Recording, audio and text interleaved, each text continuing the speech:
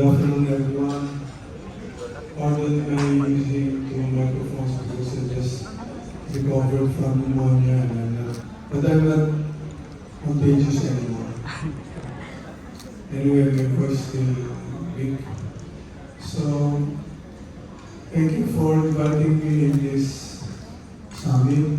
I love summits because I like the food. But also, of course, when you have summits, we have a lot of discussions, understanding, exchange of ideas. And this works well in terms of government and the private sector coming up with informed, relevant, inclusive, and transparent kind of policy regulations.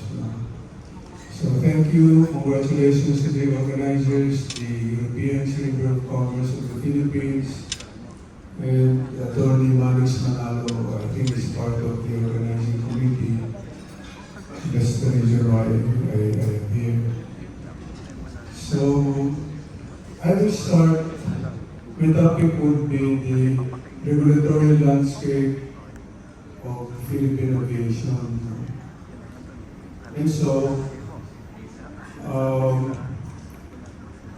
when we talk of regulatory landscape, I think it's proper for us to have a run-through in a chronological manner of the relevant issuances and laws that impacted and govern our aviation industry. First of all, I will mention about Commonwealth Act 146. It was issued in 1936. There was hardly any aviation during that time. And it defined public utilities as follows. Transportation, communication, water distribution, electricity distribution, and seaports, and other similar basic necessities essential for the life of the public. And so, what are the hallmarks of this Republic, Commonwealth Act 141, 146? The hallmark is the strict regulation of public utilities and the fixing of rates that may be imposed by the public utility. And why is this relevant to the aviation industry? Because in that law, transportation was included in the definition of public utility. And mind you, during that time, 1936, there was hardly any aviation industry. And there was a very scant mention of aviation in the law. I think it only mentioned about airships, aerodromes, and that was it. No? And so, why the strict regulation of a public utility? The reason for the strict regulation is because public utilities are considered to be characterized by natural monopolies. No?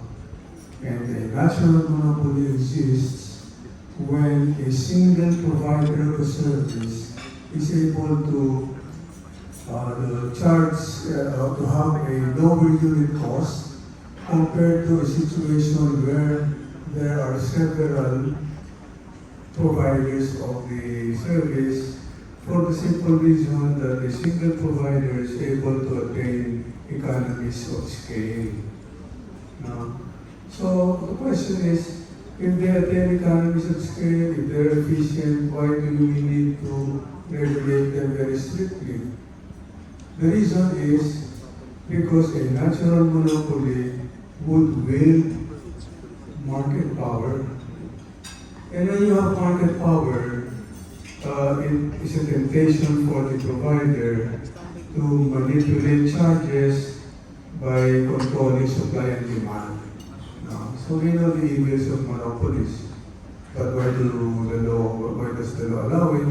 Because monopolies result in theory, it results in efficiencies. So that is the landscape, the environment, the last couple of, starting from 1936 in the Philippines, and then sometime in 1952, a new law was enacted. It is called the Civil Aeronautics Act of the Philippines.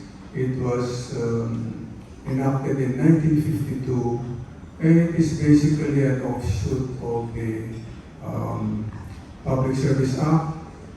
It still considers airlines as public utilities, and so the strict regulation, but they had a small window of opening for market access.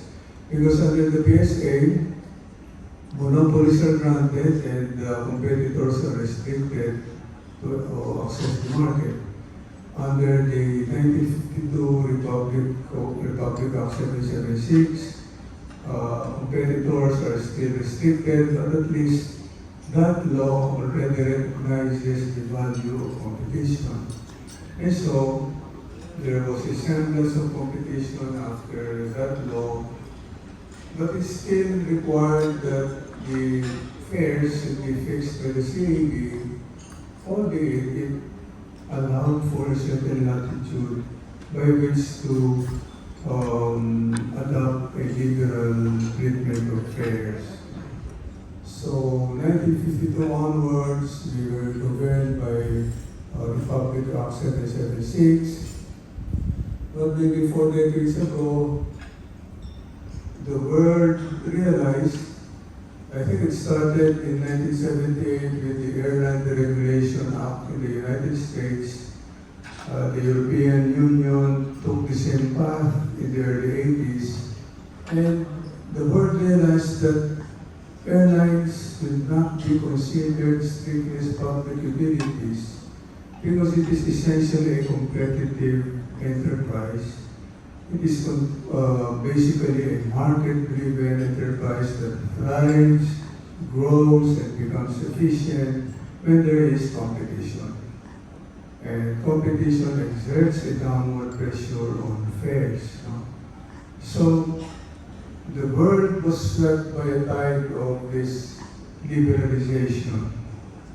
And we adopted this kind of policy starting in 1995 when then President Fidel V. Ramos issued Executive Order 219 in 1995 that defined the progressive liberalization policy of the Philippines, and the hallmarks of this issuance are twofold. Number one, it opened market access to the industry for the sake of competition. So, unlike under 776, an incumbent can interpose the objection that if you are applying for this route, I can say that,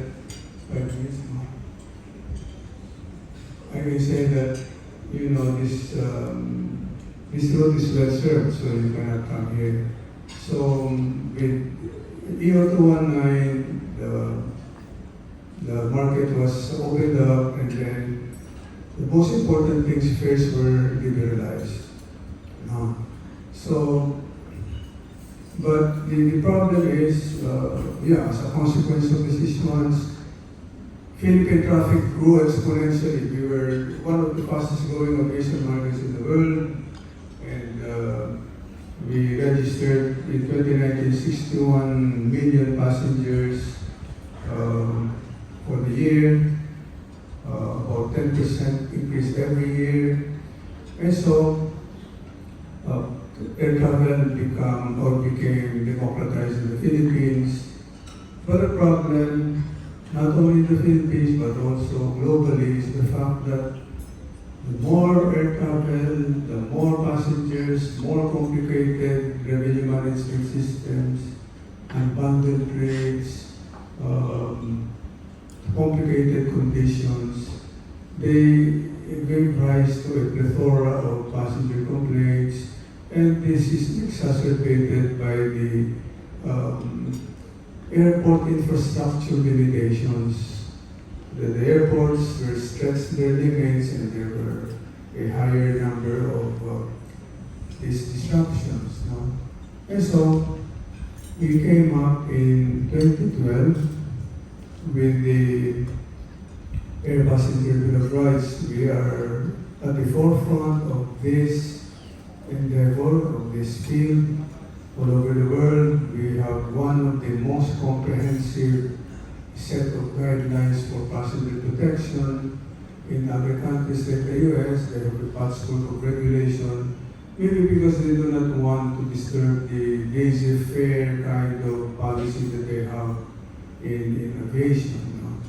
But if you are going to ask me, is the APBR contradictory to laissez-faire? Well, governance requires a balance, you know, a continuing balance of interests. And when we came up with the APBR, we held consultations with the consumer groups, with stakeholders, airlines, and we were able to revitalize and update this APBR last year. No? So we are able to refine the provisions and, more importantly, we gave it more teeth in terms of increased penalties that is necessary to increase the deterrent value of our penalties. So that's one thing going. And then a very critical legislation was issued or enacted just 2 years ago. This is Republic Act 11659, amending the Public Service Act. And this is a watershed moment in Philippine aviation history because that law clearly excluded airlines, the transportation industry, except seaports and public utility vehicles, excluded from the meaning of public utilities. Because as I said, public utilities are prone to strict regulation because they could be perceived as natural monopolies. So now it's clear that air transportation, including airports, are not public utilities. 2.5 minutes. So they are not public utilities, and what is very important here is the fact that the Philippine Constitution requires that public utilities should be owned at least 60% by Filipino nationals. In other words, the limit of foreign equity in public utilities is only 40%. But with the new law that excludes airlines from the meaning of public utility, the industry is now open for the flow of foreign capital. And so this will now strengthen the PPP projects that are being undertaken. We know for a fact that we have a major PPP project in Bulacan, the new Manila International Airport, 35 kilometers from where we stand now, and it's going to rival the best and the biggest in the world. And so with this new law that will allow foreign capital to flow in, then we will be able to perk up and ramp up the PPPs, and our good secretary and our undersecretary for airports public are really hard at work to concretize these PPP projects, and there are lots of airports now in the offing. We have very good airports outside of Manila. Mactan Cebu is a template of a hybrid PPP. It is managed by appointees in partnership with GMR India.